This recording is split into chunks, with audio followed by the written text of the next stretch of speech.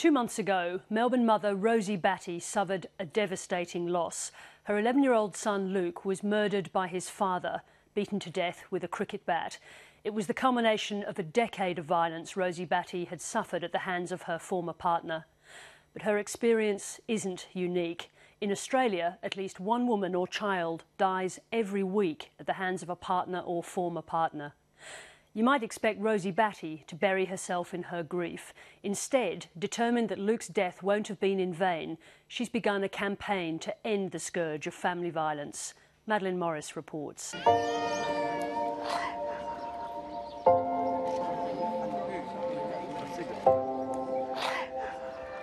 She was such a good mum, and she was doing anything for her kids to try and protect the kids, and you know, he finally got his way with her. This week, a shocked community held a quiet vigil for the latest woman alleged to have died at the hands of her partner. Today is for us to stand together as a community, from Sunshine and from elsewhere, to say no to domestic violence. Last week, Fiona Vazivora was killed in a bustling street in the Melbourne suburb of Sunshine, just outside her lawyer's office, allegedly by the father of her 4 children. She'd recently taken out an intervention order against him. Did you know that her partner was violent towards her? Yeah, apparently had asked her to leaving, but she just had a long the tie to him and just tried to stand by him. But, did she love him? Yeah, she loved him. Family violence is the hidden scourge of Australia. 1 in every 3 women has been physically abused by a partner. More than 1 woman a week is killed by the man who supposedly loves her. And children are often victims too. A quiet Watsonia street has been rocked by the tragic deaths of 2 children. The death on Easter Sunday of 2 Melbourne girls aged 3 and 4, allegedly at the hands of their father, has added to the sense of outrage and bewilderment at how the system that's supposed to protect women and children from violent men is failing. The question is, why on earth isn't this being treated as a human rights disaster? 2 months ago, Rosie Batty became the tragic face of family violence.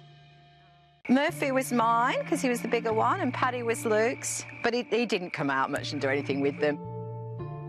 Her quiet life on acreage outside Melbourne was torn apart when her 11-year-old son Luke was killed by his father just metres from where she stood. Greg Anderson attacked his son with a cricket bat and knife in broad daylight while Luke was at cricket practice.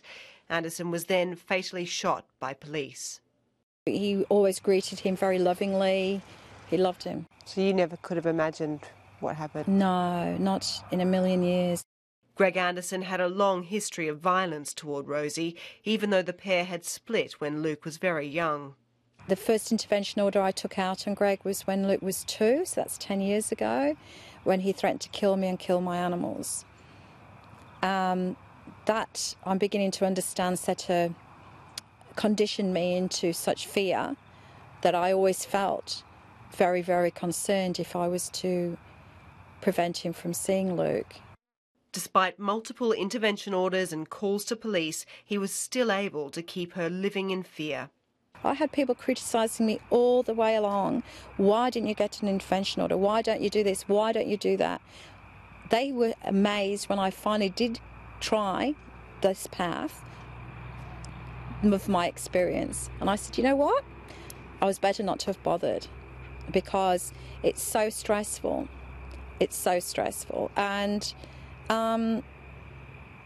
you know, you really feel very alone. You feel very alone. It's a feeling Rosie Batty never wants another woman trying to protect herself and her family to experience. I'm Rosie, and I really appreciate you all coming out today to meet. Her grief at losing her only son could have overwhelmed her. Instead, she's turning her energies to stopping domestic abuse. Do we want to start with legislation? Today, she met leaders of Victoria's family violence networks to try to use her new public profile to bring about change. No organisations work together. The police, corrections, child protection, welfare services, they don't have a complete picture of one individual. They all work with this individual separately, so there's no cohesiveness. If that changed, and I know you don't seek to blame anyone for what happened to Luke, but if those systems were in place, do you think there's a chance that Luke might still be alive? Oh, absolutely. I'm quite sure. That's why I want to try and use this opportunity in time to really continue the awareness of family violence, because otherwise Luke's died for nothing. So it's got to be for something.